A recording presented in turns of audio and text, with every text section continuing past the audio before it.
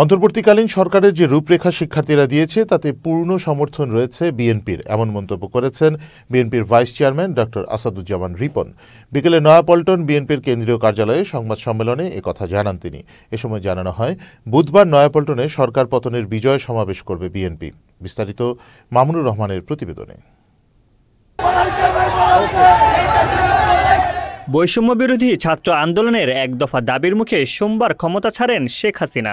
এরপর আশ্রয় নেন ভারতে। এরপর থেকেই নেতাকর্মীদের বাঁধভাঙা উল্লাস নয়াপল্টন বিএনপির কেন্দ্রীয় কার্যালয়ে।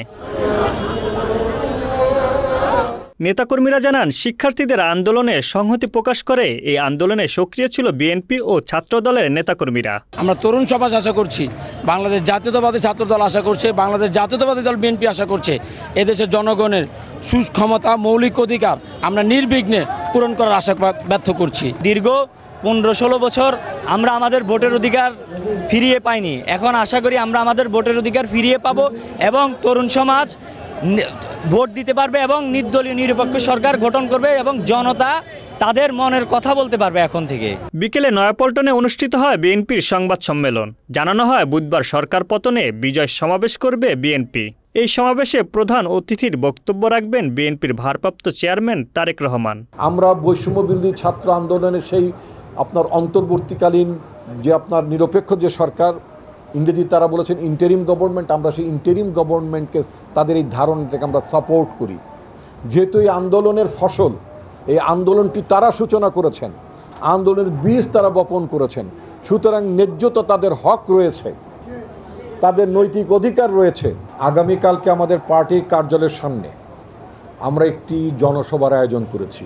এই জনসভায় প্রথমবারের মতো আমাদের দলের ভারপ্রাপ্ত চেয়ারম্যান জনাব তারেক রহমান প্রধান অতিথি হিসেবে যোগদান করবেন।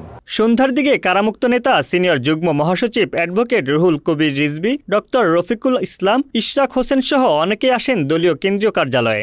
এই সময় রুহুল কবির রিজভী সংখ্যালঘু মানুষের উপর হামলা এবং লুটপাটের ঘটনা যেন না হয় এই ব্যাপারে নেতাকর্মীদের সজাগ থাকার আহ্বান জানান। প্রত্যেকটি উপাসনালয় আমাদেরকে রক্ষা করতে হবে।